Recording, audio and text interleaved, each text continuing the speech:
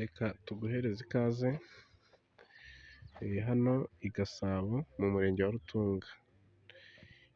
Iki kibanza mubona gihinze kiramanuka kikagarukira hariya ku rubingo, kigatambika kigakora ku muhanda neza pirinsipale, aho turi kubereka viyu nziza, iriya hejuru ni Rutongo,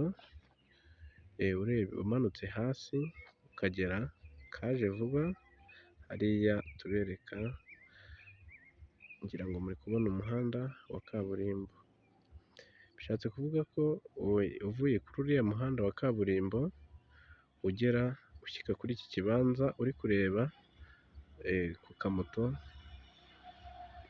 ni 800, urumva ko ari bugufi cyane.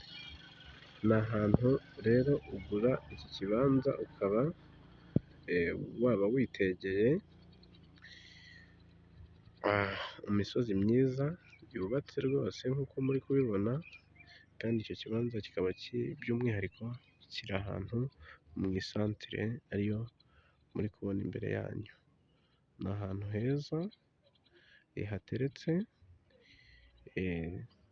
harimo ibibanza bibiri, hafite ubuso bugera kuri 600, kuko murabona ko ari kinini, ni hanini kweri, hafite ubwisanzure, murabona ko ari ku muhanda pirinsipale, ni ahantu heza cyane, nk'umuntu uba ushaka gutura ashobora kuza akahakubita inzu z'ubucuruzi cyangwa se akahikubitira inzu y'umuryango nziza.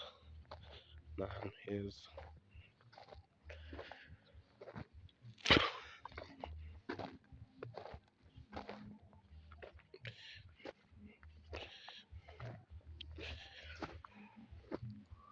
Urabona ko uyu ari umuhanda rwose.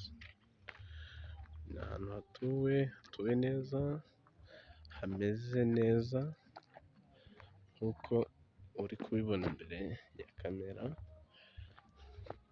ahantu hateretse rwose, navuga ko uramutse ufite icyo kibanza byaba ari byiza, nicyo gikorotiriye. Urabona ukuntu cyaba kiri ahantu heza, duhamagare tubaze n'izindi mari zitandukanye, tugufitiye akazu kariya gahagaze 3 n'igice, ni amafaranga make cyane.